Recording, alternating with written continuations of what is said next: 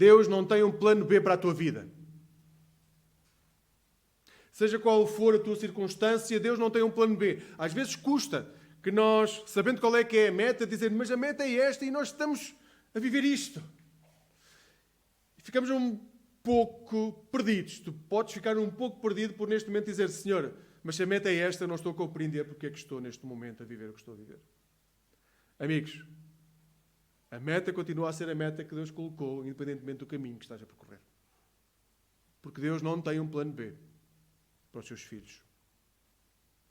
Nenhum de nós é escolhido aleatoriamente por Deus, mediante aquilo que somos capazes ou não de fazer. Nenhum de nós é escolhido pelos méritos, pela meritocracia. A meritocracia de Deus é algo completamente diferente daquilo que nós estamos habituados a conviver na nossa sociedade. A meritocracia de Deus chama-se Jesus Cristo. E o seu grande amor por nós. Porque cada um de vós é realmente muito especial para Deus.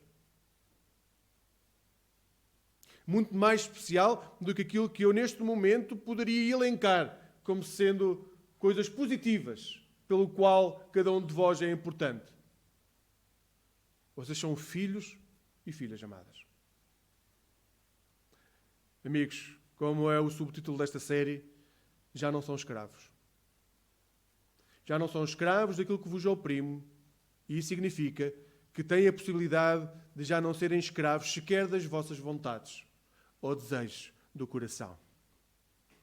Porém, como seres humanos, é realmente difícil deixar as coisas nas mãos de outros, certo? Se há coisas para fazer, que façamos. É difícil confiar que outros têm a capacidade de fazer melhor do que nós. E até confiar em Deus para fazer alguma coisa de forma plena, como aquele soldado fez quando disse, se disseres uma palavra, irá acontecer. Até isso nos custa. Porque não gostamos de largar o poder.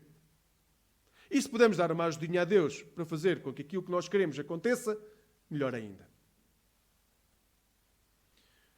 O livro de Êxodo começa com uma clara afirmação que se trata da continuidade. É a continuação da história dos patriarcas. Da história do povo que Deus escolheu para si. É a continuação da história de Abraão, de Isaac e de Jacó. É a continuação da história de uma grande nação. É assim que começa o livro de Êxodo. Dele descenderam Isaac e Jacó, Abraão como figura, como patriarca principal. Depois as famílias eram mais extensas, mas a linhagem que Deus escolheu foi Isaac e Jacó. E Jacó acaba por viajar até o Egito. Vai ao encontro do seu filho, que coisa bela, ir ao encontro do filho e ser cuidado pelo filho na sua velhice. E então, segundo o próprio Deus, em Gênesis 46, 4, esta na versão Almeida 21, mas qualquer das versões de Almeida, revista e corrigida e atualizada, o sentido é o mesmo. Descerei contigo para o Egito e certamente te farei voltar. E José fechará os seus olhos. Amigos, a ordem é importante. Jacó deveria ir para o Egito, em seguida devia regressar a Canaã e depois iria morrer. É isso que o texto diz. Descerei contigo para o Egito, certamente te farei voltar e José fechará os teus olhos. Mas tal não é aquilo que vai acontecer. Mas a partir deste momento, a voz de Deus, como falámos na semana passada, deixa de se escutar sobre o povo. Até ao momento, Deus tinha estado muito presente na vida dos patriarcas. Ele aproximava-se fisicamente, ele estava cara a cara, ele falava com as pessoas, ele dava orientações, a sua presença era real e palpável. Mas a partir deste momento é o silêncio que se passa a instalar na história do povo de Deus. Silêncio. Puro silêncio. É verdade que hoje não estamos habituados a escutar a voz de Deus. Nós hoje deixamos que tudo à nossa volta ganhe peso. O ruído cresce imenso. E é difícil nós escutarmos alguém quando não estamos em silêncio. Quando não há silêncio, é difícil escutar alguém porque deixamos que tudo o que está à nossa volta, e às vezes até o nosso pensamento, se sobreponha àquilo que está a ser dito. E em relação a Deus é exatamente igual. Se nunca escutaste a voz de Deus, há realmente um problema. O ruído à tua volta é grande demais para que consigas escutar a voz de Deus. É muito provável que a voz de Deus, se não a escutas, esteja a ser abafada por tudo aquilo que são os desejos do teu coração, mas também o que é exterior a ti. Porque, amigos, é muito provável que os desejos do teu coração sejam de tal forma, que os ídolos que o teu coração fabricou sejam de tal forma que a intimidade com Jesus esteja encaixotada num caixote qualquer no porão da tua alma. E é provável que nessa arca onde tu guardaste até penses, haverá um tempo no futuro em que eu terei tempo e dedicarei a Deus. Mas isso é mesmo muito mais tarde. Até lá, essa caixa está encaixotada de tal forma que tu não escutas a voz de Deus. Agora, deixa-me que te diga, na Bíblia, o silêncio de Deus não é a regra. A regra é quando Deus fala, quando Deus se manifesta, quando Deus se pronuncia, quando Deus vai até às pessoas. O silêncio é sempre uma exceção na Bíblia. A exceção que nasce da surdez, aquilo que é a sua palavra. A surdez em relação ao sagrado, a surdez em relação a uma intimidade com o Pai. E essa surdez nasce de um conforto pessoal. Nós vivemos de forma muito confortável e não queremos mudar rotinas. A nossa mente não muda. E como na nossa mente não muda, o conforto não estamos dispostos a abdicar dele, então o que nós fazemos é ficamos surdos. Qualquer ecrã ligado nos distrai a atenção. Qualquer assunto secundário se torna numa urgência. E deixamos a nossa relação com Deus nas ruas da amargura. Porque não temos tempo para passar com Ele. Se vives momentos em que a voz de Deus não se manifesta, se este é um momento em que estás assim, é tempo de voltares a ter disciplinas espirituais concretas, sistemáticas e regulares. Deixem que vos leia a palavra de Deus que encontramos em Êxodo, no capítulo 1, versículo 8 a 12. Subiu então ao trono do Egito um novo rei, que não sabia nada a respeito de José. E esse rei disse ao seu povo: reparem que o povo de Israel é já muito numeroso e bastante mais poderoso do que nós. Temos de usar de qualquer estratagema para impedir que eles continuem a aumentar, porque se houver uma guerra, são capazes de se aliar aos nossos inimigos para combaterem contra nós e deixarem depois este país. Então os egípcios puseram capatazes a dirigir os israelitas para os oprimirem com trabalhos pesados. Obrigaram-nos a construir as cidades de Pitom e Ramsés, que o faraó usava para armazenar as suas provisões. Mas quanto mais os egípcios os oprimiam, mais os israelitas se multiplicavam e mais se expandiam. Amigos, qualquer terra que não é a nossa terra torna-nos escravos. Volto a dizer, qualquer terra que não é a nossa terra torna-nos escravos das suas necessidades e dos seus valores. Qualquer terra que não é a nossa terra vai tentar fazer-nos iguais àqueles que lá habitam. Vejam, os filhos de Israel chegaram a um lugar fantástico. Realmente era a melhor terra onde podiam estar a viver. José escolheu aquela terra, uma terra onde o gado poderia ser alimentado, onde poderiam crescer, multiplicar-se. Era realmente a melhor terra onde podiam estar. Mas não era a terra da promessa. Não era a terra da promessa. A terra da promessa era Canaã, onde eles estavam e de onde eles saíram. A terra onde eles estão, que é fantástica, é propriedade do faraó. É propriedade de um senhor que tem tentado ao longo de toda a história que toda a terra lhe pertença, a ele e somente a ele. Propriedade do faraó que lutava com Deus pela primazia. Ouçam, na mente da maior parte dos cristãos, a história de José é sempre recordada como uma tremenda vitória. Eu tenho algumas dificuldades em considerar uma vitória algo no qual a presença de Deus não se faz visível. Alguma vez pensaram porque é que José é o único dos filhos de Jacó que não tem uma tribo para ele? É o único. Até aqueles que o venderam, que o queriam matar, tinham uma tribo. José não teve uma tribo com o seu nome. É impressionante que a história de José, desde que se torna a segunda pessoa mais importante do Egito, esteja marcada pela ausência da manifestação de Deus. A partir do momento que José se torna a segunda pessoa mais importante do Egito, a voz de Deus deixa de se manifestar na vida de José. Leiam Gênesis.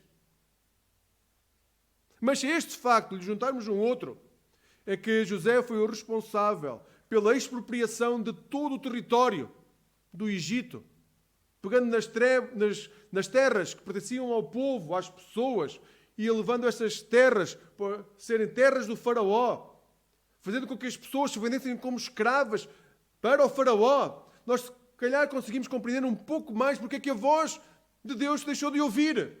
Porque a voz de Deus não se manifesta em opressão e em destruição da vida das pessoas. Isso é a voz do nosso coração. Por muito que amemos Deus, quanto mais poder possuímos, mais distantes ficamos da voz de Deus.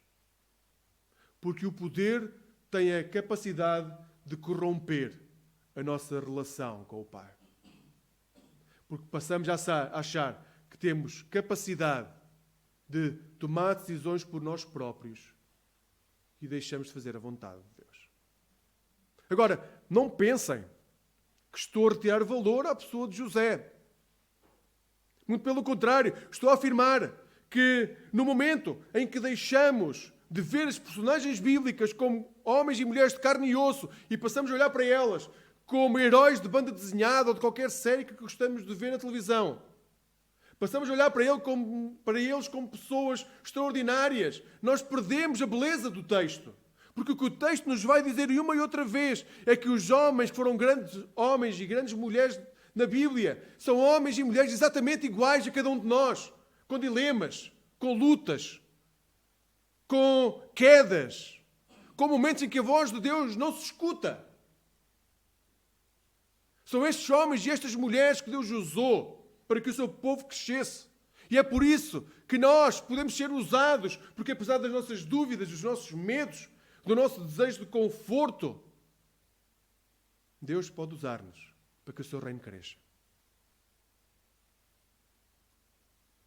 Amigo, Deus pode usar-te para que o seu reino cresça. Independentemente das circunstâncias que tens vivido até agora. Muitas vezes pensamos que todo o tempo que os filhos de Jacó, que Israel esteve no Egito, foram de opressão.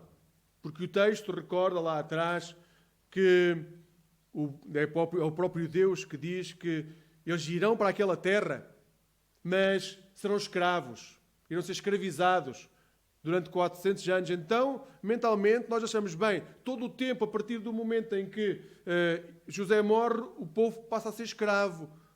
E não é verdade, o texto não diz isso. O que acontece é que, a seguir, os israelitas crescem, multiplicam-se. Estão numa terra boa. E vai acontecer isso, a multiplicação, eles vão crescer até ao ponto em que chega um faraó que não se lembra, que não sabe quem é José. Porque até esse momento o povo não foi oprimido. Mas não deixou de ser escravo. Porque não sendo escravo do faraó, era escravo na terra estrangeira do conforto, onde se sentia muito bem. Amigos, a promessa de Deus é clara ao dizer que durante 400 anos o povo seria escravo numa terra estrangeira. Agora, mesmo durante o tempo em que não foram escravos do faraó, aquele povo nunca deixou de ser escravo do Egito. Assim que os seus pés pisaram naquela terra, que não era a terra da promessa, era a terra do desejo do coração. Esse coração foi moldado de tal forma que ficaram escravos do conforto que a terra lhe dava. Hoje vivemos realmente a ilusão de sermos livres. Nós vivemos a ilusão de sermos livres, mas estamos constantemente presos a sentimentos inexplicáveis de falta de sentido de vida. É impressionante como nos dias de hoje há este sentimento de falta de sentido de vida. Há até cristãos, muitos cristãos que têm bons carros, casas, condições de vida. Aliás, a maior parte da Europa vive muito acima daquilo que é a média mundial, onde impera miséria e tristeza. Mas continuamos a precisar de sempre mais.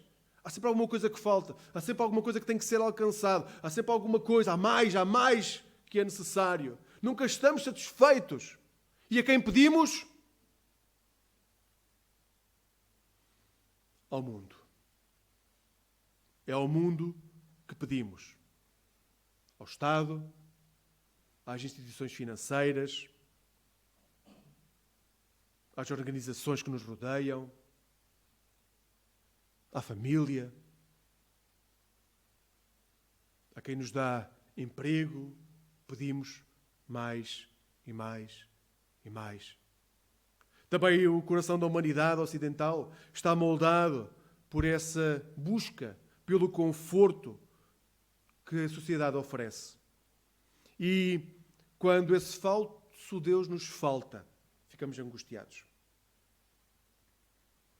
Quando os patamares que queremos alcançar não são alcançados, ficamos angustiados. E sabem, quando confiamos em Deus, as coisas mudam, porque não precisamos viver assim.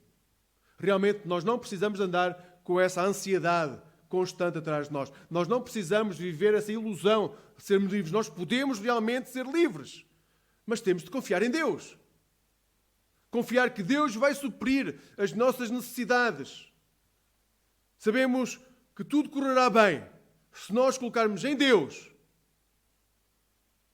os desejos do nosso coração, porque Ele irá moldá-los e transformá-los na sua vontade para a nossa vida. Basta procurar primeiro o reino de Deus e tudo mais nos será acrescentado. Aquele povo vivia bem, ao contrário deste...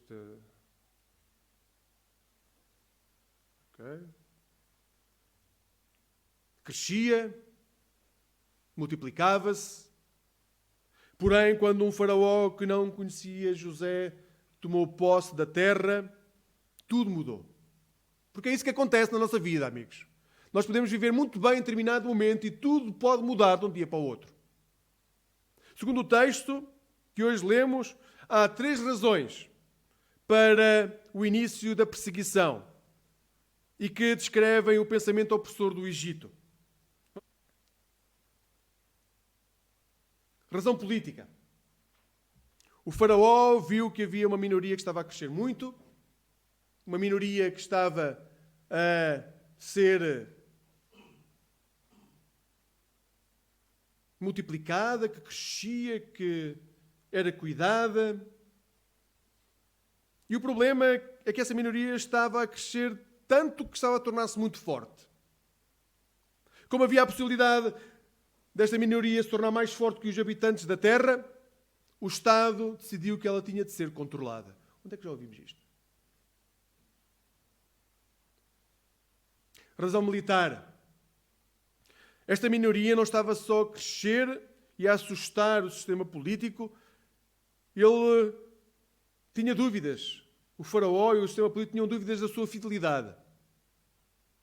E se houvesse uma invasão futura, eles geralmente não sabiam quem é que esta grande massa iria apoiar. Se iriam apoiar os egípcios ou qualquer outro usurpador que viesse, ao poder estrangeiro. Então tinham de ser controlados também por uma razão militar e, por fim, por uma razão económica, já que havia uma minoria, um grupo étnico que estava dentro do país e que podia trabalhar de graça, sendo escravo, porque é que iriam pagar mais a outras pessoas?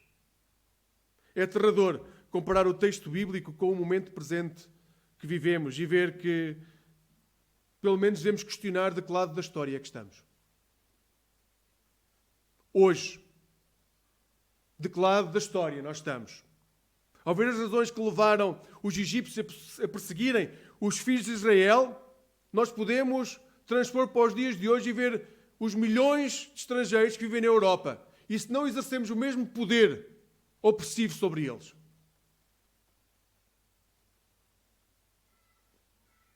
Claramente, a razão política diz que as minorias não devem crescer. Porque, se crescem, podem retirar o conforto com que nós vivemos. A razão militar não é que elas possam apoiar uma invasão qualquer estrangeira. É que elas já nos estão a invadir com cultura.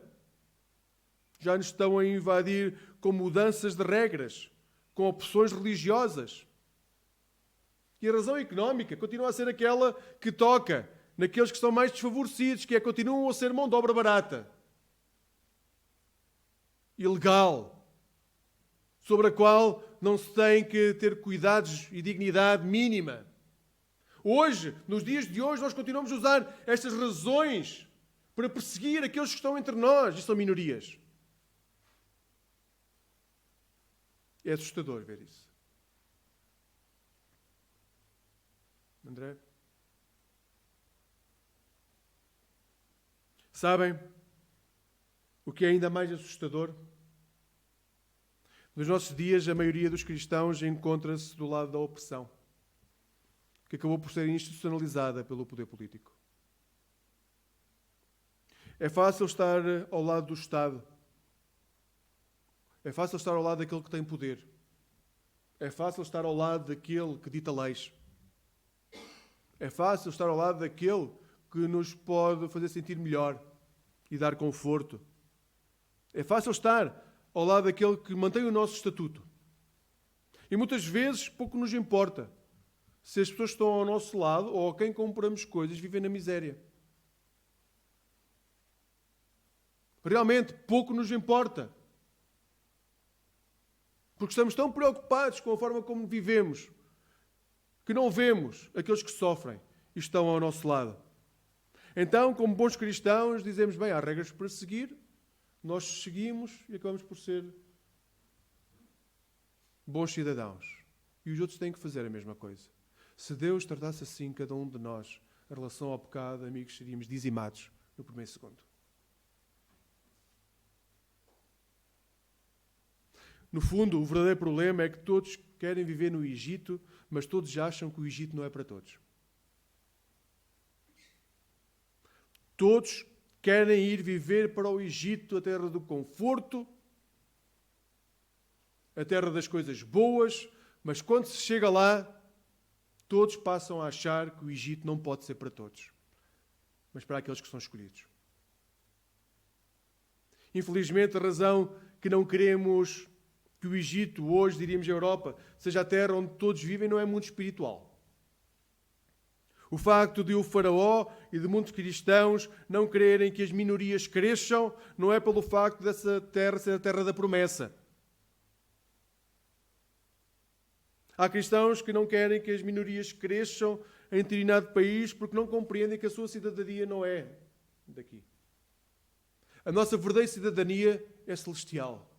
E enquanto não compreendermos isso, iremos continuar a lutar por terra.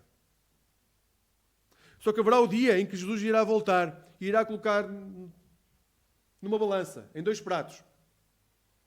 De um lado, a forma como nós tratamos a nossa cidadania celestial e como a levamos a sério. Do outro prato, a forma como nós tratamos aqueles que estão à nossa volta.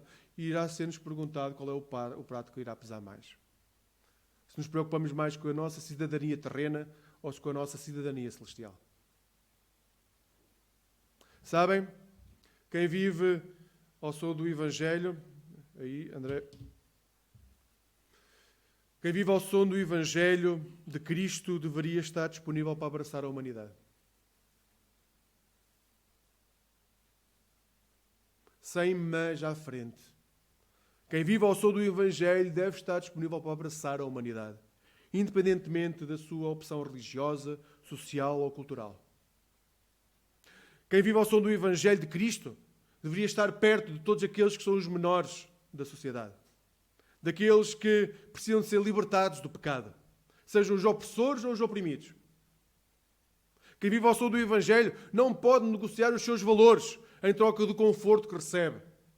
Não é possível nós negociarmos os valores que Cristo nos deixa mediante o conforto que achamos que queremos.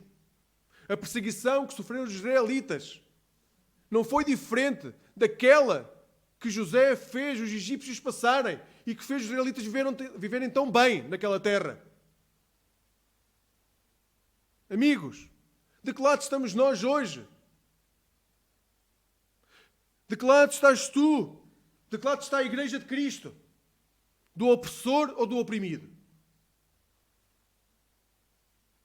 Não tenho muitas dúvidas que o mundo ocidental prefere o lado do opressor.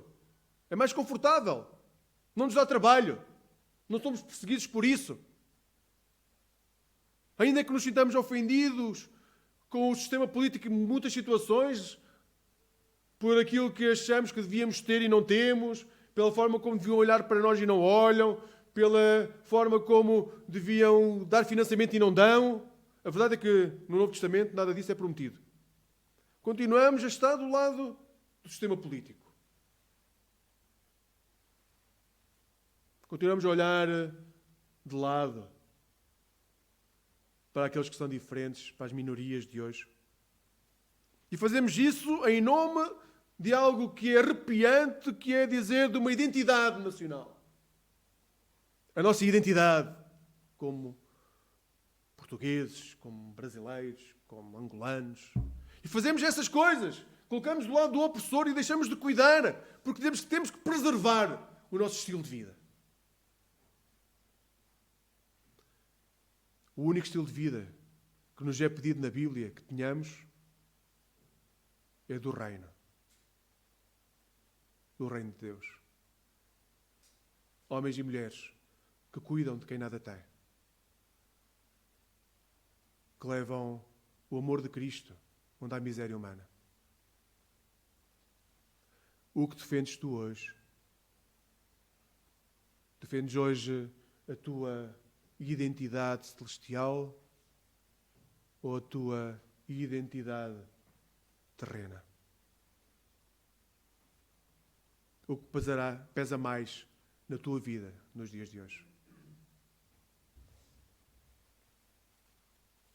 Apesar da forma como o povo deixou que o Egito habitasse no seu coração, a verdade é que Deus continuava a fazer que o povo crescesse. Amigos, apesar de Deus não aceitar que nos coloquemos do lado do opressor, Deus não abandona os seus filhos. Não deixa de estar ao seu lado. Não deixa de os querer moldar. Não deixa de querer que haja transformação real e plena. Não deixa. Porque são filhos. Filhos que Ele ama. Filhos que Ele quer transformar. Filhos que Ele quer ver como imagem de Jesus. Novas criaturas. Porém, não te esqueças, tal como o conforto que tens hoje não significa que Deus aprova a forma como vives, a perseguição que vais passar a sofrer se defenderes os valores do reino, não significa que Deus te está a castigar. Muitas vezes imaginamos o nosso mundo como sendo somente uma consequência da vontade de Deus. E isso é um erro crasso porque eliminamos completamente a presença do diabo, de Satanás, e a sua influência sobre as esferas da vida deste mundo. O problema de nós eliminarmos a presença e as consequências daquilo que é a presença de Satanás nos dias de hoje é que passamos a ter uma relação muito minimalista com Deus. E passamos a achar que Deus é realmente o responsável direto por tudo aquilo que nós vivemos. Então passamos a ter uma relação de amor-ódio com o nosso Pai. Amigos, o Deus que se manifesta em Jesus Cristo é o Pai que te ama até ao tutano. Agora, não trates Deus como um babysitting, como alguém que é chamado quando tu precisas de sair e precisas que alguém fique a tomar conta dos teus filhos. Não trates assim o Pai do céu. Ele realmente é poderoso para transformar a tua vida. Em Jesus Cristo, com uma única palavra, Ele pode mudar tudo aquilo que tu vives. Mas não continues a achar que viver no Egito é normal. Que viver segundo os valores deste mundo é normal. Que é isso que Deus quer para ti. Não é. A promessa está na terra prometida. Não no conforto que vives com aquilo que o mundo te dá. Hoje, exorto-te a reconheceres de que forma é que o Egito já entrou dentro de ti.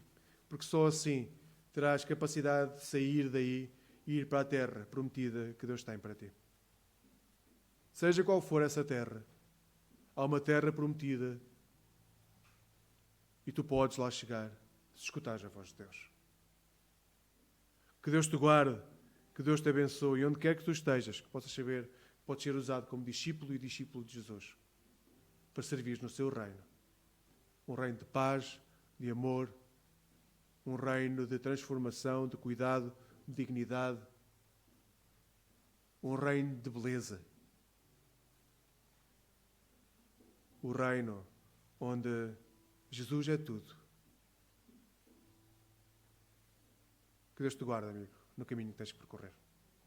Amém.